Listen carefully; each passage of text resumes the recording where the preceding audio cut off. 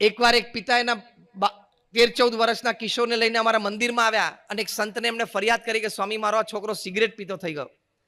અમારા સંતે એને પ્રશ્ન પૂછ્યો કે તમે નજરે જોયું છે કે કોઈની કીધેલી વાત અમને કહો છો? તો કે ના સ્વામી મેં નજરે જોયું છે, પૂછો એમને. ત્યાર પહેલા કિશોરનું જરા મસ્તક નીચું થઈ ગયું, આંખ બંધ કરી દીધી. અમારા સંતે કીધું કે આવો બેસીએ. બેઠા. બાળકને એટલે કે પેલા કિશોરને બાજુ પર રાખીને પહેલો પ્રશ્ન એને પિતાને પૂછ્યો કે તમે પોતે સિગરેટ પીવો છો? તો કે હા.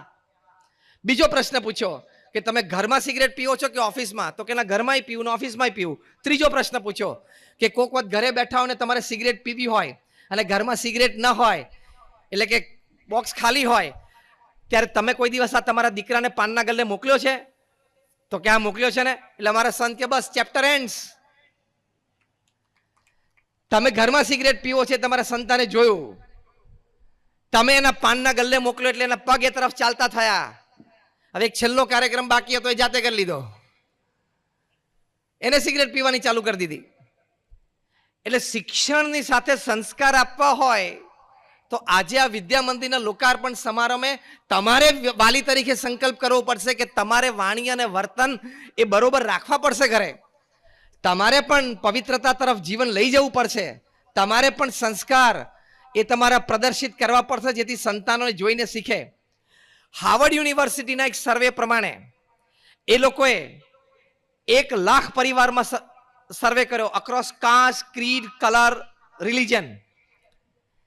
110 દેશોમાં સર્વે કર્યો. 8 વર્ષ સુધી સર્વે ચાલ્યો અને એ સર્વે પછી કન્ક્લુઝન પેપરમાં લખાણું, ઘણી બધી વાતો લખી. એમાં એક વાત લખી કે that the first curse words that the children learn is from their parents and especially from their mothers.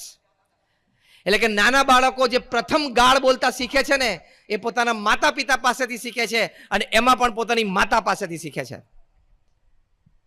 તમારે પણ વાણીમાં વિવેક રાખવો પડશે. બહુ જ નાનો બાળક હોય 1, 2, 3 વર્ષ તો તમને એમ થાય કે બહુ એનું ધ્યાન નથી, એ તો રમે છે, રમકડાથી રમે છે અને એને કઈ એવી બુદ્ધિ અત્યારે ના હોય કે કંઈક સમજી શકે. You are wrong. આટલો નાનો બાળક હોય એની પણ ગ્રાસ્પિંગ કેપેસિટી ફૂલ હોય છે, કારણ કે આપણી જીબી યુટ્યુબ અને વોટ્સએપે ભરી દીધી હોય, એની તો બધી જ જીબી ખાલી છે. મગજની એની બધી જીબી ખાલી છે. એ જે જોવે છે, જે સાંભળે છે એ બધું જ સીધું એને મગજમાં પ્રિન્ટ થઈ જાય છે. એટલે એને સંસ્કાર આપવાના. આપણે તો ગર્ભ સંસ્કારથી વાત આવે છે, 16 સંસ્કારની વાત આવે છે. એ બધા માટે આપણે ખૂબ જાગૃત રહેવું પડશે. હમણાં આવતા મહિને અમે સુરતમાં એક કાર્યક્રમમાં જવાના છીએ. 3 ડોક્ટર્સે ભેગા થઈને ગર્ભ સંસ્કાર ઉપર રિસર્ચ કરી છે. એમાં એક BAPSના હરિભક્ત સત્સંગી છે કે આપણા વેદ ઉપનિષદમાં જે ગર્ભ સંસ્કાર અને 16 સંસ્કારની વાતો છે એ આજે મોડર્ન સાયન્સે પણ સાબિત કરી છે. 500 પેજનું પુસ્તક લખ્યું છે એમણે આ રિસર્ચ ઉપર. એનો વિમોચન કાર્યક્રમ છે. એ પુસ્તક અમને બતાવ્યું હમણાં 3 દિવસ પહેલા ત્યાં આટલા આવીને. ત્યારે અમને પણ આશ્ચર્ય થયું કે આટલી બધી વાતો આપણા વેદો ઉપનિષદમાં આપણા શાસ્ત્રકારોએ લખી છે સંસ્કાર માટે, અને આ વાતો બધી જ વેસ્ટર્ન વર્લ્ડ, પશ્ચિમના દેશો, એના વૈજ્ઞાનિકોએ સાયન્ટિફિકલી, એક્સપેરિમેન્ટલી અને ક્લિનિકલી પ્રૂવ કરેલી છે. કેટલો ભવ્ય વારસો આપણી પાસે છે.